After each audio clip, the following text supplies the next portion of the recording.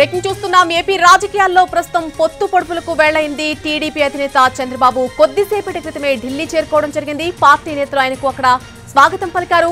ఈ రోజు రాత్రికి రేపు బీజేపీ పెద్దలతో సమావేశమై పొత్తులపై చర్చించబోతున్నారు చంద్రబాబు.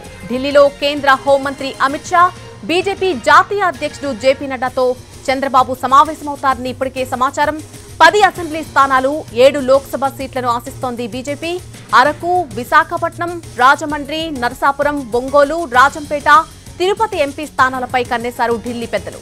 బీజేపీ, జనసేన పార్టీలు రెండింటికి 30 అసెంబ్లీ స్థానాలు, 5 లేదా 6 ఎంపీ సీట్లు కేటాయిస్తారనే ప్రచారమైతే ప్రస్తుతం జోరుగా జరుగుతోంది.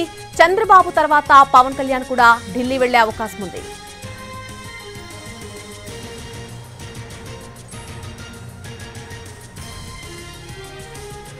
టీడీపీ అధినేత చంద్రబాబు కొద్దిసేపటి క్రితమే ఢిల్లీ చేరుకున్నారు. పార్టీ నేతలు ఆయనకు ఘన స్వాగతం పలికారు. అక్కడ ఈ రోజు రాత్రికి అలాగే రేపు కూడా బీజేపీ పెద్దలతో ఆయన సమావేశం కాబోతున్నారు. పొత్తులపై చర్చించబోతున్నారు. దీనికి సంబంధించి పూర్తి అప్డేట్ అందించడానికి ఢిల్లీ నుంచి మా ప్రతినిధి రాజు లైవ్ లోకి అందుబాటులోకి వస్తున్నారు. రాజు, ఈ రోజు రాత్రికి ఎవరెవరిని కలవబోతున్నారు, అలాగే రేపు కూడా కొన్ని మీటింగ్స్ ఉన్నాయి. చంద్రబాబు ఎవరెవరిని మీట్ కాబోతున్నారు?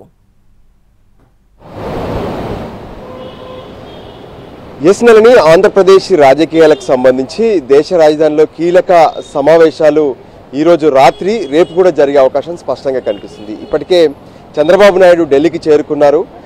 ఏదైతే తెలుగుదేశం పార్టీకి సంబంధించినటువంటి ముఖ్య నేతలు చంద్రబాబుకు ఇప్పటికే స్వాగతం పలికారు. ఆయన మరికొద్ది సేపట్లో ప్రస్తుతం మనం ఉన్నటువంటి గల్లా జయదేవ్, ఎంపీ గల్లా జయదేవ్ నివాసానికి చేరుకుంటారు. అయితే ప్రధానంగా ఏదైతే ఆంధ్రప్రదేశ్లో రానున్నటువంటి ఎన్నికల్లో ఏ విధంగా కలిసి వెళ్ళాలనే దాని మీదనే చర్చలు జరిగే అవకాశం కనిపిస్తుంది. ఎందుకంటే గతంలో ఎన్డీఏలో ఉన్నటువంటి చంద్రబాబు ఆ తర్వాత బయటికి వచ్చారు. సో ఈ మధ్య కాలంలో ఎన్డీఏలోకి టీడీపీ రాబోతుందని చెప్పారు, కానీ ఎక్కడా కూడా పూర్తి స్థాయిలో చర్చలు జరగలేదు. సో దానికి అనుగుణంగానే ఈరోజు జరిగేటటువంటి అంటే అమిత్ షాతో రాత్రి 8 గంటలకు కానీ లేదంటే 9:30కు కానీ మీటింగ్ ఉంటుందని చెప్పి ఇప్పటికే అటు బీజేపీ, టీడీపీ వర్గాల నుంచి అందుతున్నటువంటి సమాచారం.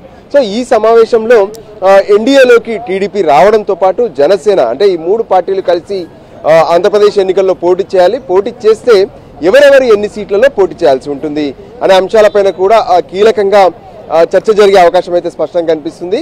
అయితే దీనికి సంబంధించి ఇప్పటికే ఆంధ్రప్రదేశ్లో టీడీపీ, జనసేన ఒక అవగాహనతో ఉన్నాయి. అదే సమయంలో బీజేపీ మాత్రం స్పష్టంగా చెప్తుంది జనసేన మాతో పొత్తుతోనే ఉంది, ఎన్డీఏలోనే జనసేన ఉందన్నారు.